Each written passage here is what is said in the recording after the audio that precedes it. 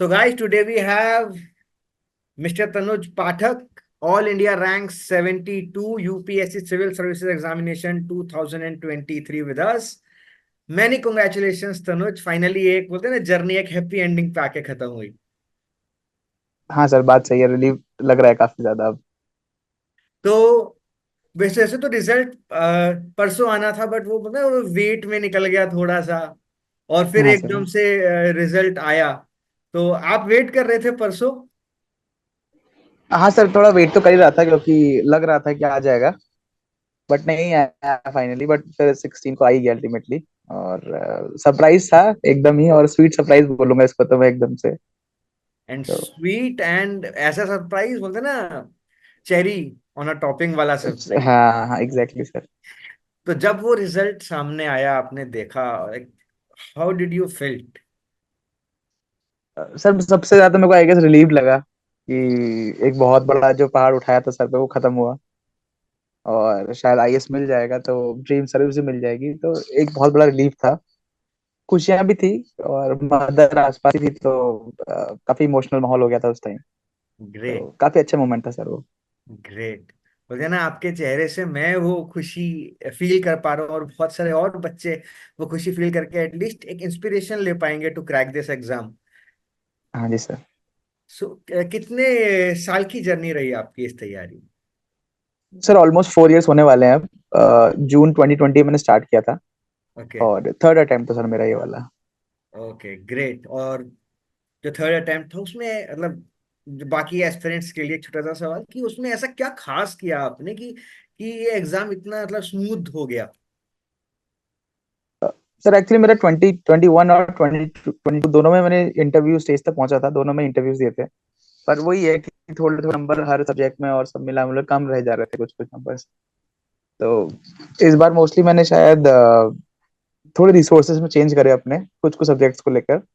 और answer writing practice बहुत ज्यादा करी मेंस के लिए इस बार मैंने। और आई गेस मेरे को लगता है पढ़ने के घंटे भी थोड़े बढ़ाए थे मेंस के पहले। तो वो शायद कहीं ना कहीं फ्रूटफुल रहा मिल रहे। और इंटरव्यू में भी मैंने काफी ज्यादा अपनी स्पीकिंग पे बहुत ज्यादा ध्यान दिया। स्ट्रक्चर कैसे करूंगा, अपने आप को प्रेजेंट कैसे करूंगा, तो काफी ज्यादा ध्यान दिया था इस बार मैंने।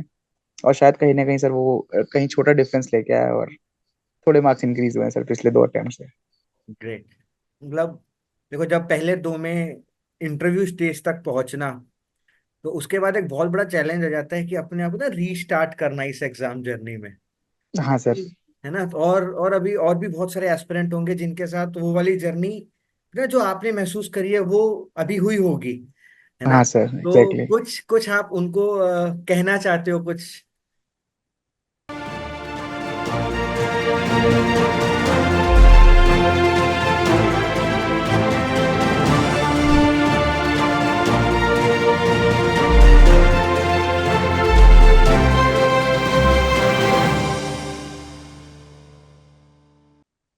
सर सबसे पहले तो यही है कि मैं पूरा फील कर सकता हूँ जो जिन लोगों का अपना नाम नहीं मिला लिस्ट पे। 2 बार मैं भी इसको फेस कर चुका हूँ, और टोटली अंडरस्टैंड करता हूँ कि बहुत ही खराब फीलिंग है सर वो, जब आपको लिस्ट में नाम नहीं मिलता है। पर अगर आपका ड्रीम है कि आपको एक ना एक दिन बनना ही है, अचीव करना ही है, तो सर कुछ नहीं कर सकते आपको दोबारा से। एक आध दिन आप चाहे रो लो, चाहे कुछ भी कर लो, और फिर अगले दिन से आप बैठ बैठ जाओ पढ़ने। से मैं तो ये बोलूंगा। और अगर आप इंटरव्यू स्टेज तक पहुंचे हो तो मेरे ख्याल से सर अगले एक अटेम्प्ट आपको और लगना है। थोड़ी मेहनत और डालोगे तो अब श्योर श्योर सर आपका हो जाएगा, मुझे लगता है ऐसा। जो इंटरव्यू स्टेज तक पहुंच चुके हैं उनका नेक्स्ट अटेम्प्ट 100% सर होता है। तो I can vouch for that. तो नहीं, ये एक छोटी सी मोटिवेशनल डोज रहेगी, बिकॉज आगे आने वाले 58-57 डेज में नेक्स्ट प्रीलिम्स है. तो हाँ कुछ सर। टिप अपने बोलते हैं ना अपने जूनियर एस्पिरेंट्स को, कुछ टिप. सर मेरी तरफ से टिप्स ये रहेगी कि 2-3 चीजें। एक तो पहला, प्रैक्टिस मेरे को लगता है अल्टीमेट वेपन है आपके पास प्री निकालने के लिए। तो मेरा टारगेट रहता था कि मैं जितने ज्यादा पेपर हो सके वो सॉल्व कर लूँ, 50 60 70 जितना आपके पास टाइम है उसके हिसाब से। तो सबसे इम्पोर्टेंट वो।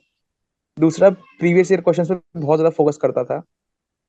मोस्टली सारे, मतलब मेरे को लगता है 90 से लेकर अभी तक के सारे पेपर सॉल्व करे हुए थे, और बार बार गो थ्रू करता था उन क्वेश्चंस को। क्योंकि सर कहीं ना कहीं कभी कभी क्वेश्चंस रिपीट हो जाते थे, कभी कभी ऑप्शन से एक डायरेक्ट क्वेश्चन बन जाते हैं। तो कहीं ना कहीं हेल्प करता है आपको पीवाई की बहुत ज्यादा, और डायरेक्शन तो वो देता ही है आपको किस तरह प्रिपेयर करना है। तो दो चीज सर, ये ज्यादा मैं काफी फोकस करता था इस चीज के ऊपर, प्रैक्टिस और पीवाईक्यूज। तीसरा सर, आपको अपना जो बेसिक बुक्स है वो तो आपको रिवाइज करते रहना ही है, उसमें तो कुछ कहना ही नहीं है। जितनी बार आप उसको रिवाइज करोगे उतनी बार आपकी एक्यूरेसी बढ़ेगी उस क्वेश्चन सही होने की। तो ये Newspapers सब चीजें played थी। an important role in your journey. हाँ सर, एक्चुअली फर्स्ट ईयर में मैंने दो पेपर पढ़ता था साथ में, इंडियन एक्सप्रेस और इन दोनों ही पढ़ता था मैं। फिर धीरे धीरे मैंने द हिंदू पे शिफ्ट कर लिया एक अखबार पे। तो अखबार मैंने रेगुलरली ही पढ़े सर, काफी इंपॉर्टेंट जर्नी रही, मतलब पिलर रहे मेरे प्रिपरेशन के अखबार तो। Great. So what was your optional? Sir anthropology था। Anthro. So हाँ any सर। तो मुझे ऐसे लगता है ना कहीं मिस आउट कर देते हैं अपनी ऑप्शनल की आंसर राइटिंग, और आपने आंसर राइटिंग को स्पेसिफिकली मेंशन किया कि हाँ वो सर। एक इम्प्रूवमेंट था जो आपने हर साल करने की कोशिश करी। हाँ तो सर।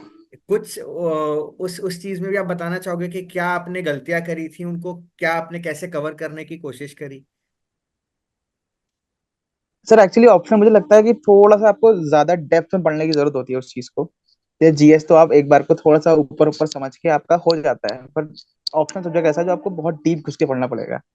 तो पहले 2 साल में मुझे लगता है कि मैंने थोड़ा सा उसको विड्थ कवर कर ली, बट डेप्थ में शायद नहीं गया मैं उस सब्जेक्ट की। तो थोड़ा अटेम्प्ट में काफी ज्यादा डीप में गया। इनफैक्ट मैं तो ये कहता हूँ कि मुझे लगता है ऑप्शन आपको पीएचडी करने की जरूरत है। अगर ऑप्शन में आपको 300 नंबर चाहिए तो आपको ऑप्शनल पीएचडी करनी पड़ेगी, क्योंकि बहुत डिटेल आपको जाना पड़ेगा। सिंपल सी बात है, अपना आंसर दूसरे के आंसर से डिफरेंशिएट करने के लिए आपको एटलीस्ट जाना पड़ेगा। वरना अगर आपके दोनों के आंसर ऑलमोस्ट सिमिलर हैं तो आपको सिमिलर नंबर ही मिलेंगे सर। तो कहीं ना कहीं अगर डिफरेंशिएट करना है तो you have to go in deep. तो इस बार इसलिए मैंने थोड़ा सा पीएचडी की तरह तैयारी करी सर, ऑप्शनल की शायद। एक तो ये था। सही है। वैसे भी ऑप्शनल मतलब लगभग वो मास्टर्स के फर्स्ट ईयर तक का तो सिलेबस पूछते ही पूछते हैं, हाँ बिल्कुल किसी भी बिल्कुल ऑप्शनल बिल्कुल में। सर। बिल्कुल सर। एक ये मतलब ऐसे एक फन दिमाग में आ रहा है कि जैसे प्रीलिम्स की तैयारी आपने करी होगी है ना, तो कभी ऐसा हुआ कि मॉक में नंबर कम आए और उसकी वजह बिल्कुल सर। से बिल्कुल टेंशन क्रिएट हो? बिल्कुल। क्योंकि बहुत सारे बच्चे अभी मैसेज करते हैं कि 60 दिन रह गए हैं सर, नंबर 70 आ रहे हैं, 80 आ रहे हैं, 100 क्रॉस नहीं कर रहे। तो कभी आपके साथ हम्म। ऐसा हुआ जर्नी में? सर बहुत बार होता था ऐसा तो मेरे साथ, कि नंबर काफी कम आते थे कितनी बार। ये कई बार क्या होता है, पेपर डिफिकल्ट होता है और हमें पता नहीं होता है इसलिए नंबर कम आते हैं। कई बार ऐसा होता है कि दिन ही खराब चल रहा होता है सर, उस पर कोई कुछ कर नहीं सकता। और कई बार ऐसा होता है आप फोकस नहीं कर पाते तो सर आते हैं, कोई वो नहीं है कि मेरे भी आए 60 नंबर 70 नंबर का, कितनी बार ऐसा हुआ है। पर वही सर, खुद को मोटिवेट करना है। आपको पता है कि आप कैलिबर रखते हो 90 नंबर लाने का, 95 नंबर लाने का। तो 70 नंबर आएंगे, पर ऐसा नहीं है, अगर आप प्रैक्टिस करते रहोगे उस चीज को लेकर तो कहीं ना कहीं इंप्रूव करेगा वो चीज। और जैसे मैंने बोला सर कि खूब प्रैक्टिस करनी होती है। 70 को 90 पे पहुंचते टाइम लगेगा सर, अगर प्रैक्टिस खूब करेंगे तो मुझे लगता है ये चीज होता है। पिछले दो इंटरव्यू के मुकाबले इस बार इंटरव्यू अच्छा कैसा गया मतलब? सर मेरे ख्याल से रिलेटिवली काफी बेटर गया था मेरा ये वाला इंटरव्यू। कोई सबसे सवाल इम्पोर्टेंट। आपको याद हो, कोई आपसे कुछ पूछा गया और आपके दिमाग में कि हाँ इस वाले का आंसर मैंने बहुत अच्छा दिया था? सर मेरे ख्याल से उत्तराखंड से बिलोंग करता हूँ मैं। तो वही जो इकोलॉजी वर्सेस डेवलपमेंट वाला डिबेट है, तो हम्म। वो भी इम्पोर्टेंट था मेरा, और वो काफी तैयारी करके गया था मैं उसकी। तो मॉक्स में भी और काफी कॉमन था। हाँ, तो मुझे पहला सवाल ही उसी को लेकर चालू हुआ कहीं ना कहीं डिबेट, कि उत्तराखंड नया स्टेट बनना है, क्या खुश हो? मैंने कहा हाँ सर खुश तो हूँ मैं। कहते हैं क्यों खुश हो? तो मैंने थोड़ा सा इकोनॉमिक पर्सपेक्टिव लिया, तो उन्होंने कहा नहीं नहीं ये नहीं जानना, मुझे सस्टेनेबल डेवलपमेंट में जानना है। तो वो फिर वो मेरे कोड पे बॉल आ गई पूरी की पूरी, तो फिर काफी अच्छा डिस्कशन हुआ उस चीज के ऊपर। मतलब टोटल मॉक्स, तो वो था। मतलब total interview on the basis of DF ही था? हाँ सर, मेरा मोस्ट ऑफ द, एक सेकंड सर, मेरा most of the mock sir, sir एक सेकंड दीजिएगा मुझे। हाँ हाँ।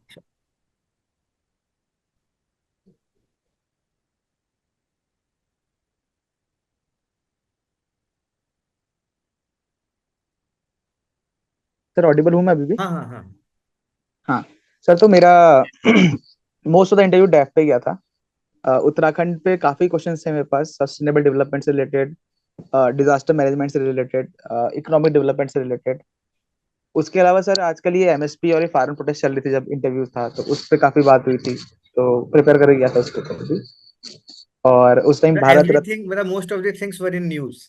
Most of thing were news और इन डेप्थ। तो प्रिपेयर्ड था सर इस बार इंटरव्यू के लिए, मुझे लगता ज्यादा पहले से।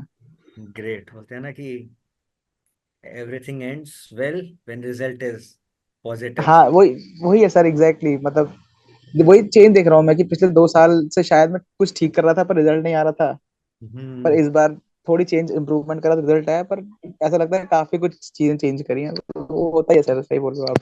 बस एक ही चीज बोलूंगा, मतलब आई आई लाइक, शायद आप मुझे फील कर पाओ, वेल डन।